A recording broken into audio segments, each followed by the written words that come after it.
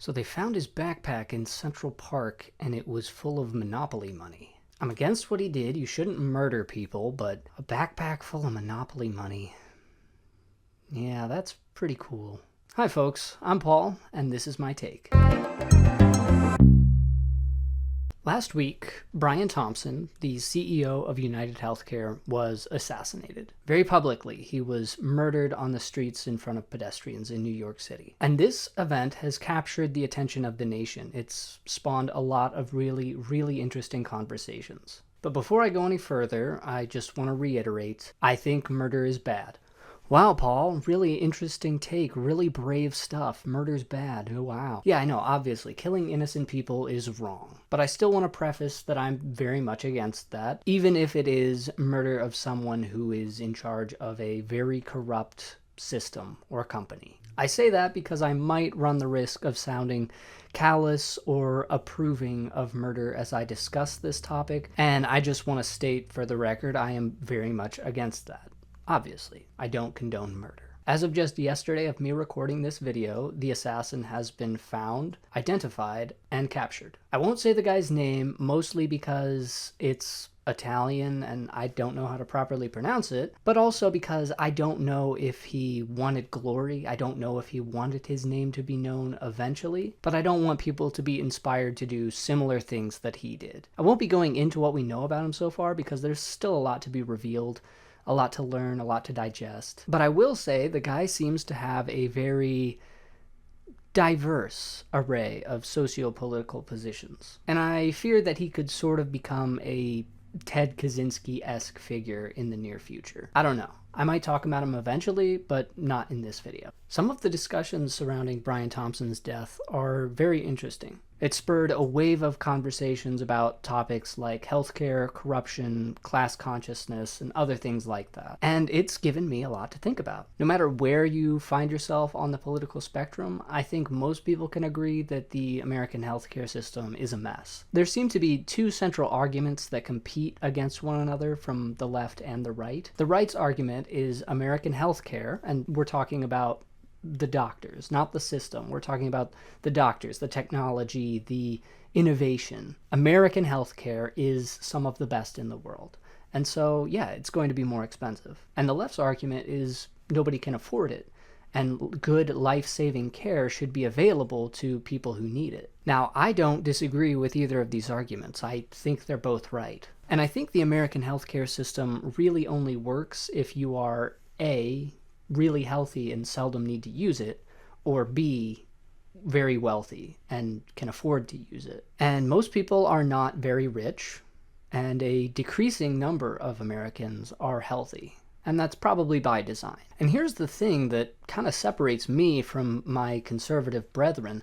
I'm not necessarily opposed to a socialized form of healthcare. But, lefties, before you celebrate just yet, if socialized medicine were to work, we would need to institute some very strict additional policies. Things that would affect other areas of politics that the left would probably disagree with. I could support a socialized form of healthcare in the United States if it were opt-in, opt-out, meaning because it's taxpayer funded and everybody pays into it, if you opt in, you're going to pay a higher percentage than somebody who opted out. You were required to have a BMI between 18 and 26 and agreed to be evaluated yearly. You were required to engage in physical exercise for a minimum of 15 hours a month. Our food and medicine would actually need to be regulated and cleaned up to remove harmful ingredients. And only Americans could have access to it. Immigrants, legal or illegal, would not be allowed to apply. If you want to immigrate to the United States, if you want to contribute to the value of America,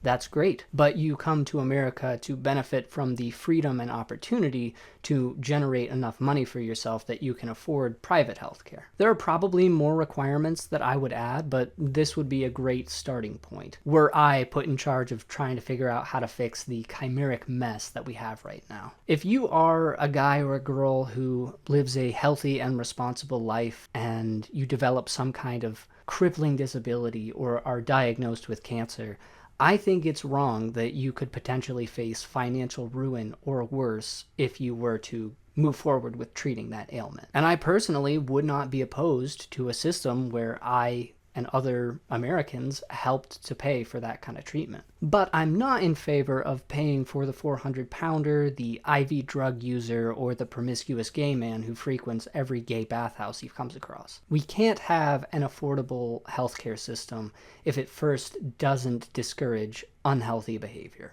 Another topic that I found interesting is in regards to the discussion about class consciousness. Not so much the corporate pigs are parasites and they have so much money that I want and I work hard and it's not fair. I'm not interested in or convinced by any of that. But there is something that I don't see a ton of people talking about, and that is, I think there's a point to be made about how we as a nation respond to the death of somebody who was somebody. I know, Brian Thompson was a high-profile individual. The assassination was very brazen, it was very flashy, it's got a lot of people's attention for a lot of reasons. But I would like to ask how many murders go unsolved in New York City every year. It's not zero. In 2022, it was around 43% of murders. 43%. And how many of those cases got the level of attention that this one got? How many of those 43% had a suspect's face shown to the world that was seen through a security camera? How many of those 43% had national coverage? How many of them had local coverage? How many of those 43% had scuba teams deployed into the lakes of Central Park for even just a shred of evidence? Maybe some of them did, but if I were a betting man, I would bet that most of them probably didn't. And I think it's important that we ask why. There is a disparity of coverage when it happens to the normal people versus the elite. And I think it's important that we at the very least recognize that. A recent example I think I can draw an interesting comparison to is 4 years ago, January 6th. Things got a little unruly at the Capitol. And yeah, I'm going to use diminishing language like a little unruly, because it wasn't a big deal to most people. And that's because we spent the summer of 2020 watching Antifa and BLM burn multiple cities to the ground across America, with the left-wing in government's total endorsement. It was fiery but mostly peaceful when it was your neighbor's convenience store being looted. But it was the worst day in American history since Pearl Harbor when it happened to the politicians.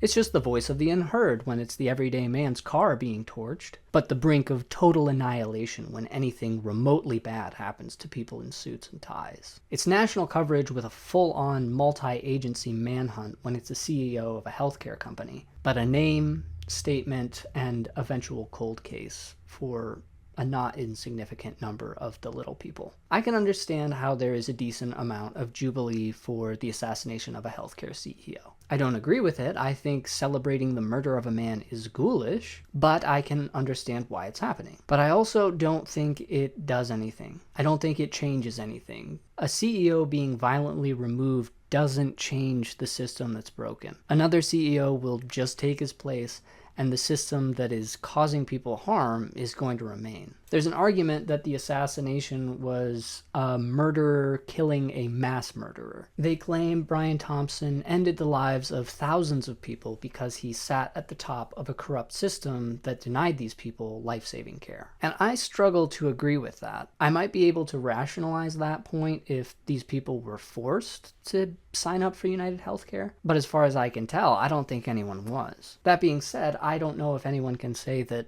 any other healthcare system is any better than United Healthcare. So is there really much of a choice when the decision is between a crap sandwich and a diarrhea burrito?